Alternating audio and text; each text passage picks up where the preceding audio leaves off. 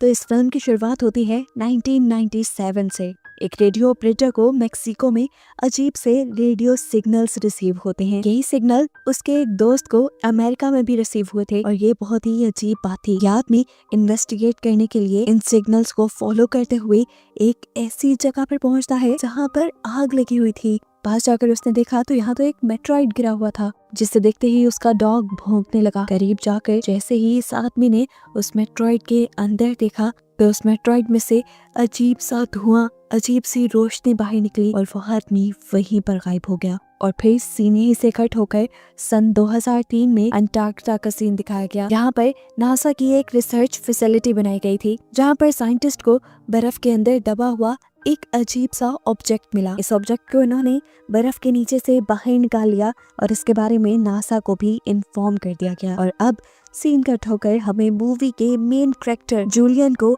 एक यूनिवर्सिटी में दिखाया जाता है। जूलियन भी एक साइंटिस्ट है जो दुनिया में मौजूद वेव्स और रेडिएशंस पर रिसर्च करते हैं। साथ ही साथ स्पेस से आने वाले सिग्नल्स को भी डिकोड करना जूलियन को बहुत अच्छे से आता है। जूलियन ने कई साल पहले एलियंस को ढूंढने की रिसर्च भी शुरू की थी, लेकिन क्योंकि दुनिया में माना जाता है कि एलियंस है ही नहीं और जूलियन उन्हें ढूंढ भी नहीं पाया, तो जूलियन का ये फेल प्रोजेक्ट उसका पूरा करियर खा गया और अब वो बस एक प्रोफेसर की जॉब कर रहा है। लेक्चर खत्म होते ही प्रिंसिपल उसे अपने ऑफिस में बुलाते हैं और उससे खबर दी जाती है कि इन लोगों को आजकल एक बहुत ही अजीब सिग्नल रिसीव हो रहे हैं, जिसकी रिसर्च करने के लिए जूलियन को नासा की रिसर्च फैसिलिटी में भेजा जा रहा था। और जूलियन इतने सालों बाद ऐसा कोई काम मिलने पर बहुत ज्यादा खुश था। दिखाया जाता है कि जूलियन पहले ही उस सिग्नल पे रिसर्च करने लगा है। उस सिग्नल के वॉइस प्रिंट को देखते हुए जूलियन ने ये तो अंदाजा साफ लगा लिया कि ये सिग्नल हमारी अर्थ का नहीं है और ना ही इसका ताल्लुक हमारी अर्थ से है। साथ ही उसने ये भी पता चला लिया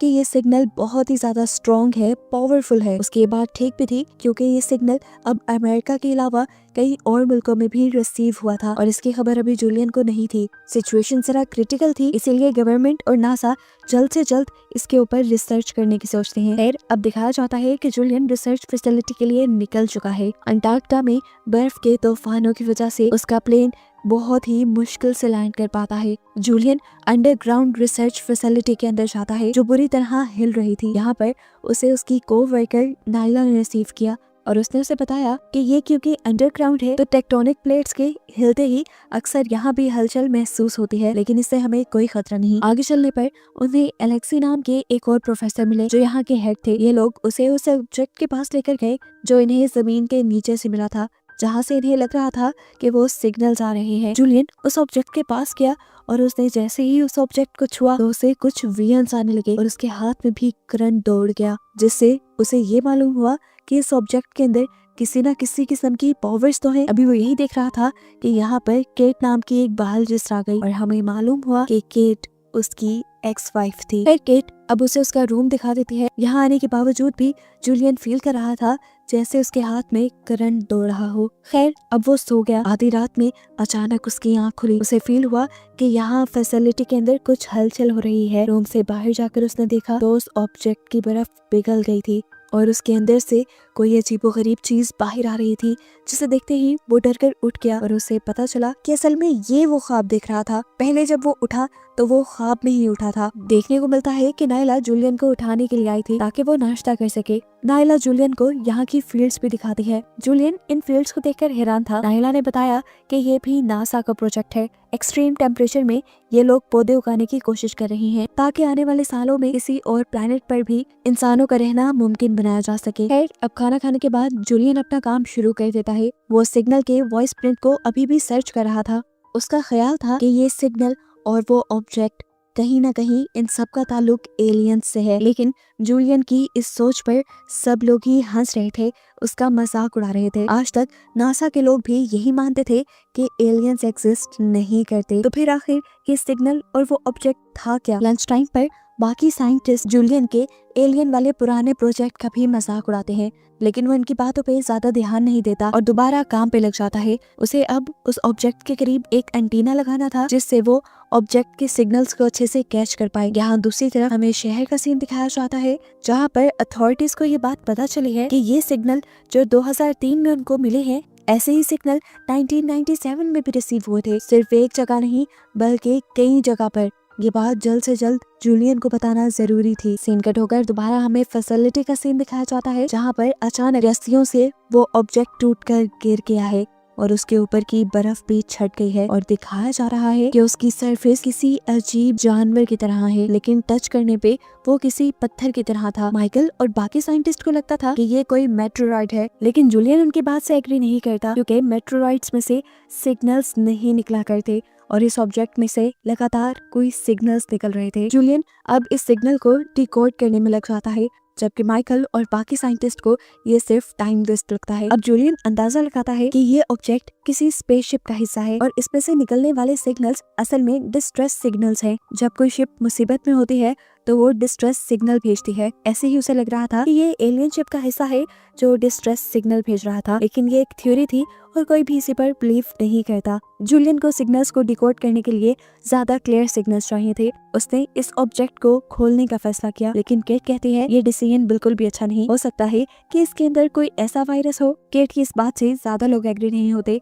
तब केट जूलियन से ये भी कहती है कि अगर मान भी लो इस ऑब्जेक्ट के अंदर एक एलियन हुआ तो हम उससे इस वक्त लड़ने के लिए तैयार नहीं है। वो हमसे बहुत ही ज्यादा एडवांस होगा और अगर वो स्पेसशिप लेकर यहाँ तक आ चुका है तो समझ लो हमारी टेक्नोलॉजी उसके सामने कुछ नहीं है। खैर केट के पॉइंट्स को भी मद्देनजर रखा जाता है, लेकिन उसके बावजूद सारे साइंटिस्ट मिलकर इस ऑब्जेक्ट को खोलने का फैसला कर ही लेते हैं। इस ऑब्जेक्ट को काटना शुरू कर दिया जाता है और काटने की वजह से उस ऑब्जेक्ट का एक टुकड़ा टूटकर गिर जाता है। प्रोफेसर लेक्सी जब इसे उठाते हैं तो इसको अच्छी तरह देखते हुए केट को बताते हैं कि ये कोई मेट्रॉइड नहीं है, ये सॉलिड कार्बन से बना एक मटेरियल है जो दुनिया में पाया नहीं जाता, इसे खुद ही बनाया जा सकता है।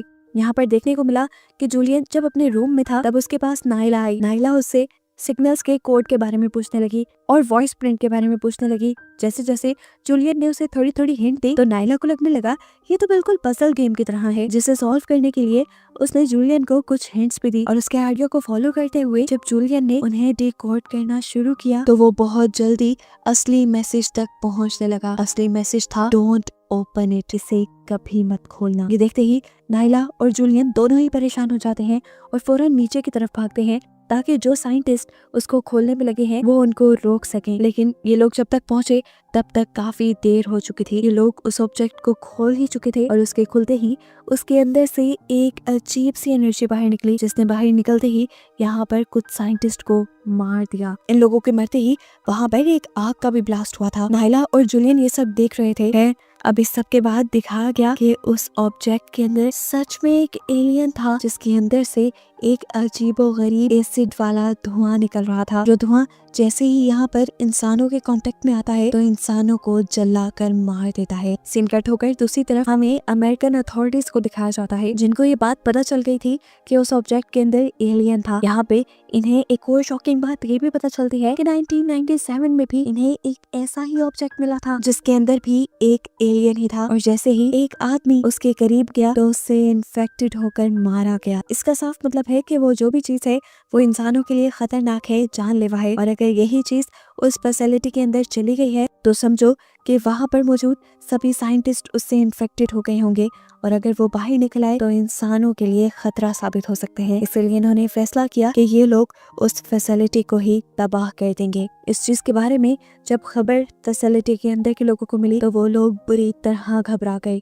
ये लोग समझ नहीं पा रहे थे कि अथॉरिटीज कैसे इतने बड़े बड़े साइंटिस्ट को मारने का फैसला ले सकते हैं। ये लोग दुनिया को बचाने का काम कर रहे थे। जूलियन और सभी लोगों ने फैसला किया कि वो खुद ही इस फैसिलिटी के अंदर से निकल जाएंगे, लेकिन तूफान के तेज होने की वजह से यहाँ से फ्लाइट को टेक ऑफ करना भी एक बेवकूफी था। ये लोग इस सील्ड फैसिलिटी से अगर वैसे भी बाहर निकलते तो मौसम की शिद्दत की वजह से मारे जाते। किसी को समझ नहीं आ रही थी कि क्या किया जाए। तब जूलियन ने सबको मशवरा दिया कि हमें दुनिया को बचाने के लिए मर ही जाना चाहिए, लेकिन यहाँ पर एक दूसरा साइंटिस्ट अपने आप को कुर्बान करने को तैयार ही नहीं था। अभी वो लोग यही बात कर रहे थे कि जूलियन ने नोटिस किया कि कैमरास में से एलियन ऑब्जेक्ट के अंदर अब एलियन नजर नहीं आ रहा और यह उनके लिए खतरनाक साबित हो सकता था। जूलियन फौरन उस एलियन को ढूंढने के लिए गया और उसे एलियन मिल भी गया जो उससे छुप रहा था। जूलियन ने फौरन अपनी टॉर्च साइड पे रख दी, एलियन को ये दिखाने के लिए कि वो उसे नुकसान नहीं पहुंचाना चाहता। उसकी बात को समझते हुए एलियन भी उसके सामने आया और उसने जूलियन का चेहरा पकड़ लिया। वो अपनी टेलीकाइनेसिस पावर की मदद से जूलियन को बहुत सी चीजें दिखा रहा था। वो जूलियन को शायद अपनी जर्नी दिखाना चाह रहा था कि वो कैसे और कहाँ से इस दुनिया में आया। लेकिन इससे पहले कि पूरी की पूरी बात जूलियन समझ पाता, पीछे से पायलट आकर उस एलियन के ऊपर गोली चलाकर उसे मार देता है। ये देखकर जूलियन बहुत ज्यादा घबरा गया, क्योंकि उसे लगता था कि अब वो मारे जाएंगे। जूलियन का ख्याल था कि उस एलियन के कांटेक्ट में आते ही यहाँ पर मौजूद सभी लोग मारे गए, लेकिन अगर वो लोग जिंदा हैं तो इसका मतलब था कि एलियन ने उन्हें अपना होस्ट बना लिया था, और अगर एलियन मर चुका है तो शायद वो भी जल्द ही मर जाएंगे। जूलियन की ये थ्योरी यहाँ पर मौजूद सभी बायोलॉजिस्ट को बेकार लगती है, और ये लोग यहाँ से बाहर जाने की बात करते हैं। लेकिन जूलियन सबसे कह देता है कि जब तक यहाँ पर सबका ब्लड टेस्ट नहीं हो जाता कोई यहाँ से बाहर नहीं जाएगा। सबका ब्लड टेस्ट होता है और सबकी बॉडी में वो एलियन वायरस पाया जाता है, जो कि बाहर जाते ही सब लोगों को मार देता। इन लोगों को उसने इसलिए नुकसान नहीं पहुंचाया क्योंकि इनकी बॉडी को उसने होस्ट बना लिया था। जूलियन की बात मानते हुए केट यहाँ पर एंट्रेस का सारा कोड बदल देती है ताकि कोई भी यहाँ से बाहर न जा पाए। इधर देखने को मिला कि अब 18 मिनट के अंदर अंदर सोल्जर्स यहाँ इस जगह को ब्लास्ट करने ही वाले थे, जबकि यहाँ पर वो साइंटिस्ट अभी भी अपनी जान देने को तैयार नहीं था। वो उठा और उसने पायलट को अपने बातों में लगा लिया। यहाँ पर एक लड़ाई का माहौल क्रिएट किया और मौका देखते ही यहाँ के पिछले दरवाजों से भागने की कोशिश की। जैसे ही वो लोग फील्ड्स के पास से गुजरे तो उनके साथ वाले सभी पौधे मरने लगे। ये देखकर पायलट को एहसास हुआ कि वो भी एलियन की तरह अब टॉक्सिक हो चुका है, और अगर वो बाहर गया तो ऐसे ही अपने इर्द गिर्द के इंसानों को मार देगा। वो इतना खुदगर्ज नहीं हो सकता था कि अपनी जान बचाने के लिए सबको खतरे में डाल दे, इसलिए उसने बाहर जाने का फैसला खत्म कर दिया। और उसका ये डिसीजन देखते हुए साइंटिस्ट को गुस्सा आया और साइंटिस्ट ने उसके ऊपर गोली चला दी। जैसे ही ये खबर जूलियन को मिली कि वो साइंटिस्ट यहाँ से बाहर भागना चाह रहा है, जूलियन उसे रोकने के लिए आया, लेकिन देर हो गई। वो साइंटिस्ट दरवाजा खोलते हुए यहाँ से बाहर चला गया था, लेकिन इससे पहले कि वो आजाद हो जाता हमें पता चलता है कि उस एलियन शिप के अंदर से निकलने वाली एनर्जी इस पूरी फैसिलिटी को अपने घेरे में लिए हुई थी, जिसके कांटेक्ट में आते ही वो साइंटिस्ट तो फौरन मारा गया। लेकिन जूलियन ने होशियारी दिखाई और यहाँ पर सांस लेना ही बंद कर दिया, और उसने फील किया कि ऐसा करने पर तो उसकी जान बच रही थी। ये साथ होते ही वो फौरन फैसिलिटी के अंदर गया और सभी साइंटिस्ट को यहाँ ले आया। उसने बताया कि इस रोशनी के अंदर अपनी सांस आहिस्ता करके खड़े होने पर ये लोग मिसाइल के हमले से भी बच सकते हैं, क्योंकि हम लोग एलियन होस्ट बन चुके हैं और ये एलियन एनर्जी अपने होस्ट को बचाएगी। मरना तो वैसे ही था। सब उसकी बात मानते हुए ये एक्सपेरिमेंट करने लगे, और जैसे ही अथॉरिटीज ने इस फैसिलिटी के ऊपर वो मिसाइल फायर किया तो उससे पहले ही वो एलियन एनर्जी इन सब को लेकर आसमान में उड़ गई, जैसे वो एक स्पेसशिप बन गई हो। ये नहीं साफ मतलब था कि उस एलियन एनर्जी ने इन सब की जान बचा ली, और हो सकता है कि अब वो इन्हें अपने प्लैनेट पे ले जाए। और बस इसी स्पेसशिप को दिखाते हुए ही ये कहानी यहाँ खत्म हो जाती है।